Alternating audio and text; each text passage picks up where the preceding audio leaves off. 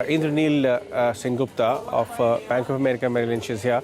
He's come out with a very interesting note saying worst is over. Mr. Gupta, good afternoon. Thanks a lot for your time. Your note actually caught a lot of attention in the market. What indicators are you seeing which makes you believe that perhaps the worst is over, and that's how you titled this time the report? Yeah. So, first of all, thank you for having me on the show. We have this India activity indicator that has 7 components: real cash demand, real credit demand, industrial production, capex, traffic indicators, construction indicators. So what we are beginning to see is, most of the indicators are beginning to bottom. Sure, there is a worry that credit demand is weaker than before, which is why we are saying that, the economy is bottoming, but not bottoming out yet.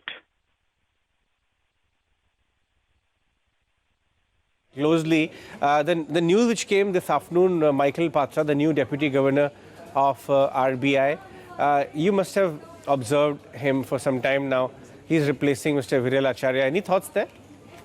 I wish him very well. He was my boss at the RBI. I wish him very well. So let's come back and talk about the other thing which has spooked the market and the way inflation has shot up. The last evening data showed. Do you think this will put spanner in the works for the rate cut cycle, or do you think this reading is more just about temporary in nature and may peter out, and hence the rate cut cycle will come back, or the case for rate cuts will come back on the table? We have pushed our rate cut from February to April. We think that, obviously inflation has gone up on onion prices, but interestingly, core inflation has actually come down from 3.14 to 3.07%. So, this is obviously a fleeting phenomena, and we think that the RBI will support growth as inflation abates. With onion prices coming down, they have actually started coming down.